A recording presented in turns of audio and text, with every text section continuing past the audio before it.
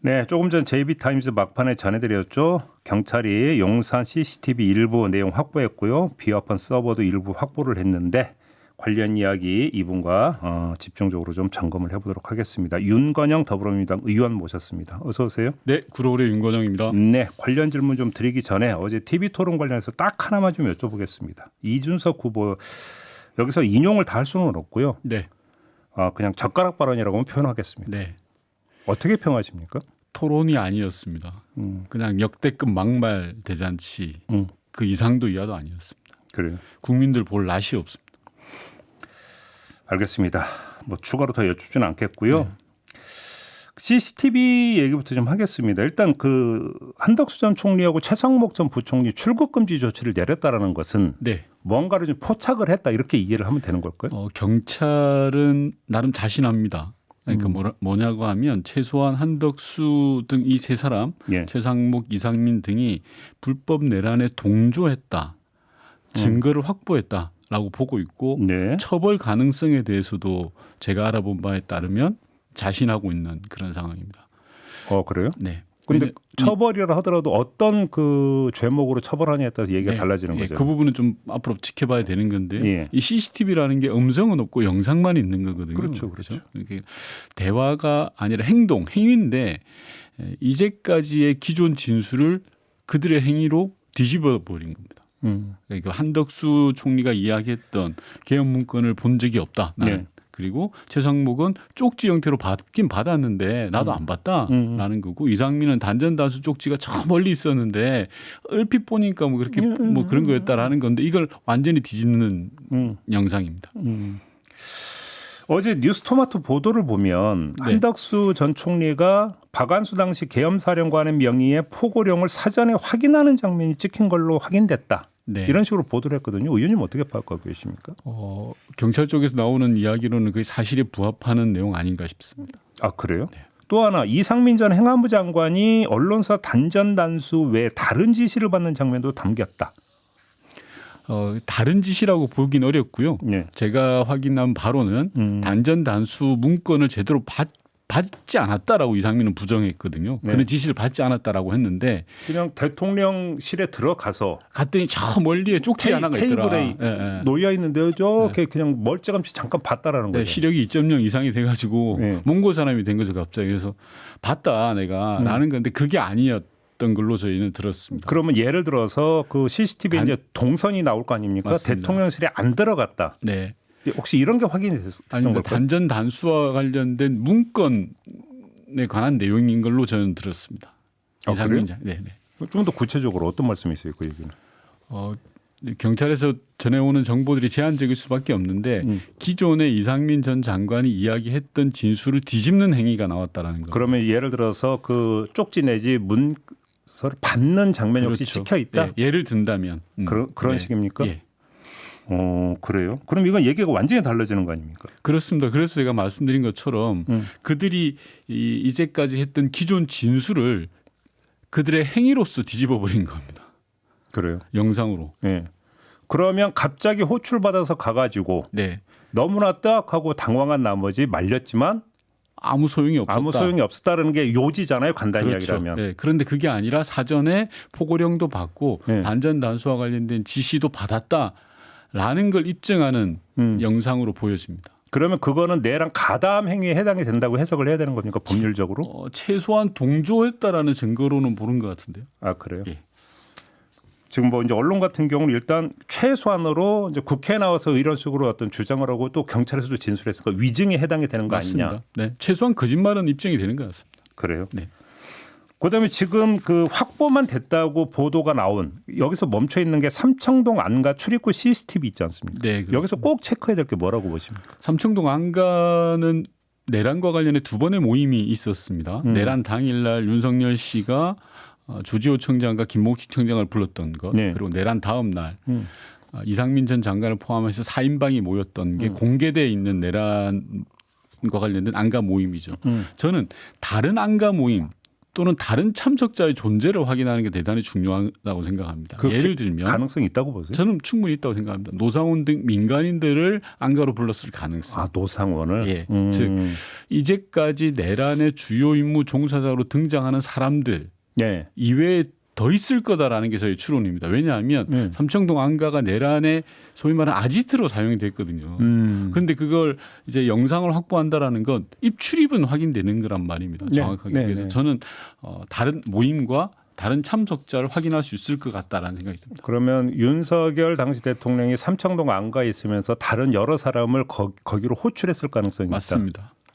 왜냐하면 한남동 관전은 너무 눈에 띄니까 눈에 안 띄는 삼청동 안가를 내란의 아지트로 사용을 했거든요. 그래요.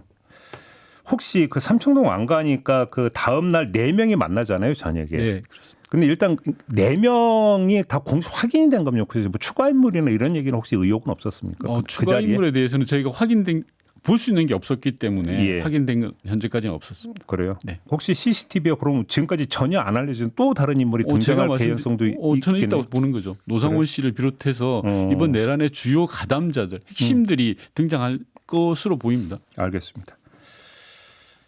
그 12월 6일에 윤석열, 홍장원, 김봉식 세 사람의 비화폰이 원격 삭제됐다고 하지 않습니까? 네. 왜 세 사람이었을까요? 왜냐면 어떻게 해석을 하세요? 이게 12월 6일 당시 상황을 보면 그림이 그려집니다. 12월 6일 날 홍장원 전 차장이 국회에 가서 대통령의 통화 내역을 공개합니다. 네. 그러니까 용산이 발칵 뒤집어진 거죠. 뭐 싹 다 잡아들이라고 했다라는. 그렇죠. 예. 대통령의 체포 지시가 공개되고 믿었던 1차장이 국정원 1차장이 대통령의 통화 내역을 공개하니까 용산이 뒤집어지고 야 이거 어떡하냐라고 했을 때 대통령의 비화폰 내역이 남는 건 두 가지입니다. 하나는 기계에 남아 있고 하나는 서버에 남아 있는데 서버는 이틀마다 한 번씩 자동 삭제가 되죠. 그럼 남는 건 기계입니다. 네. 이 기계를 어떻게 할 거냐? 당연히 상상을 해보면 김성훈 차장을 불렀겠죠. 왜냐하면 김성훈 차장은 경호처 통신부장 출신으로 비화폰이 주특기인 사람입니다. 네. 그래서 김성훈 차장한테 이 일을 어떻게 하냐라고 했을 때 김성훈 차장이 원격 삭제가 가능합니다라고 보고를 했을 걸로 저는 추정을 하고요. 여기서부터는 자 그러면 원격 삭제를 누가 지시했냐라는 거에 대해서 제가 좀 제보를 받아봤는데 네. 경호처에서 나온 이야기는 김성훈 차장 지시다. 라는 겁니다. 실무자한테 이제 지시한 것. 네. 근데 그럼 그게 이제 김성훈 단독 판단이냐 아니면 김성훈도 지시받아서 한 거냐 이게 핵심이잖아요. 맞습니다. 그런데 윤석열의 비화폰을 윤석열 모르게 김성훈이 지웠을 수가 있을까요? 아 그렇긴 하네요. 불가능합니다. 그리고 김성훈은 여기에서 객관적으로 제3자입니다. 네. 윤석열의 통화 내역이 공개가 된 거거든요. 그러니까 12월 6일 그 시점에서는 윤석열 당시 대통령은 비화폰을 계속 쓰고 있었을 거 아닙니까? 맞습니다. 근데 경찰 설명에 따르면 여기서 원격 삭제라는 게 초기화다. 그렇습니다. 쉽게 얘기하면 경호처 용어로 소거라는 말을 쓴다고 합니다. 소거. 소거 버튼을 누르면 핸드폰을 사실상 초기화시키는 거고요. 그러면 윤석열 당시 대통령 입장에서는 갑자기 쓰다가 초기화되면 못 쓰는 거잖아요. 그렇죠. 근데 전화 기능은 가지고 있는데 기록이 없어지는 기록이 거예요. 없어지는 예. 거다. 그래서 당시 상황들에 대해서 제보를 좀 받았는데 네. 김성훈 차장이 실무자에게 와서 구두로 지시를 했다라는 겁니다. 원격 삭제를. 그래요? 예. 그래서 실무자들이 이건 안 된다라고 버텼는데 너무 강압적으로 이야기를 해서 어쩔 수 없었다라는 게 지금 제가 확인한 부분들이거든요. 아 그래요? 네.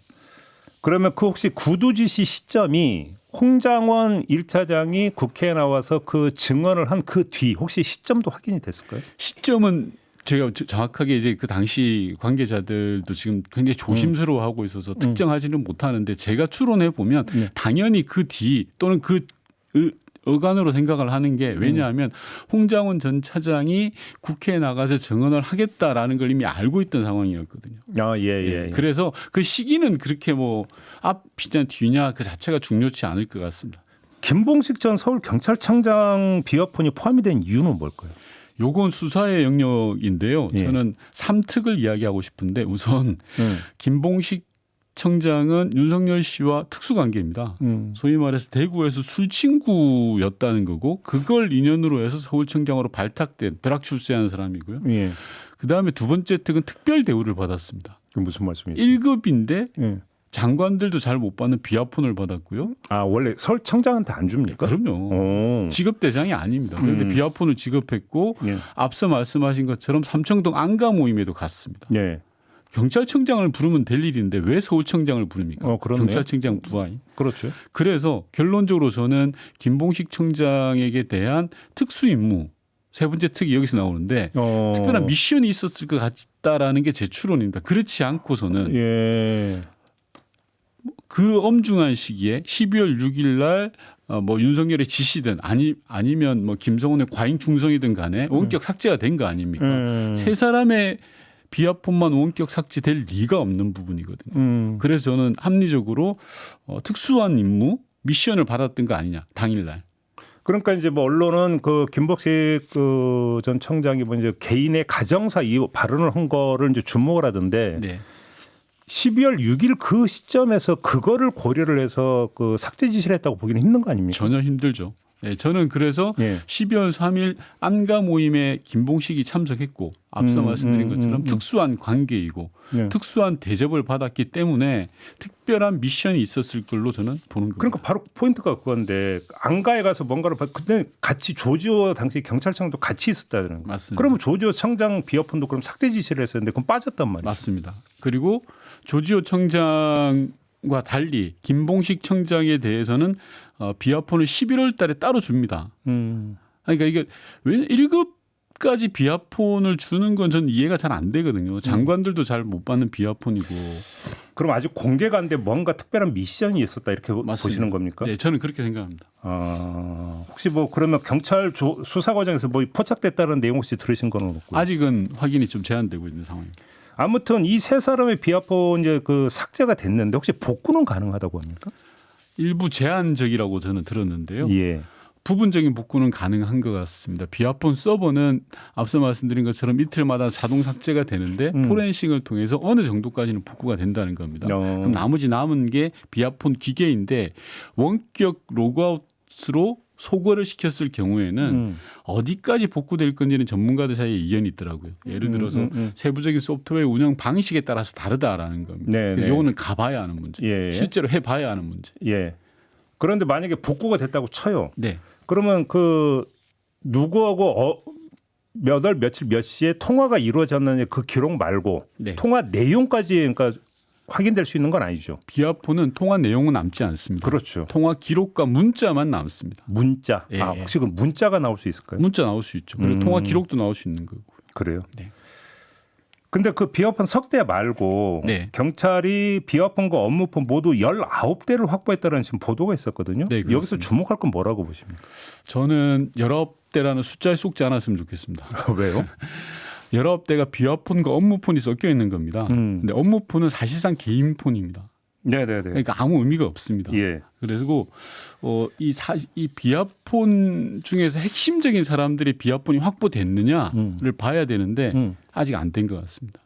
아 그래요? 예. 핵심적인 사람이라면 예를 들어서 김용현의 비하폰. 제가 줄기차게 이야기했잖아요. 이 방송에 나와서 여러 번 이야기했습니다. 김용현의 비하폰은 밀봉된 채로 경호처에 보관하고 있다라고 제가 진술을 받아내지 않았습니까? 경호처 경찰이 확보 못했습니까?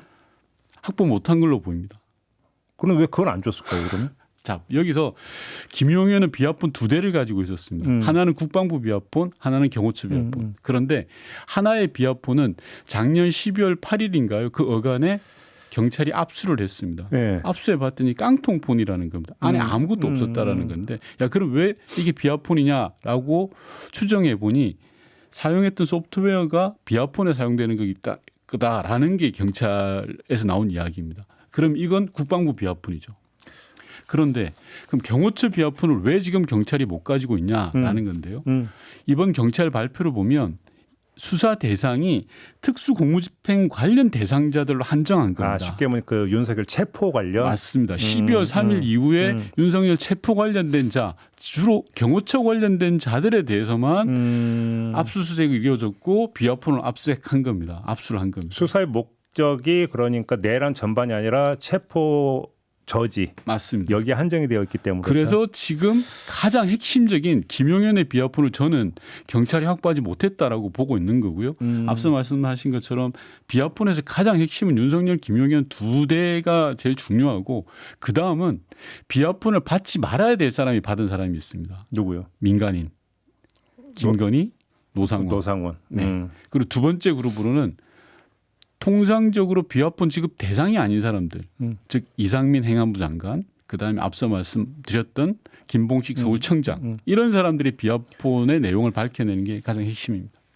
키는 역시 경호처가 아직도 쥐고 있는 건데 맞습니다. 내부 어떻게 돌아가고 있다고 들었어요? 스스로는 막 자정 능력을 보여주겠다 그래서 생판 안 하던 경호 훈련을 어제 공개까지 했지 않습니까? 저는 근데 좀 그러지 않았으면 좋겠습니다. 지금 뭐 나름 스스로 그런 노력을 보이는 건 좋습니다만 네. 지금 중요한 건 그런 게 아니라요.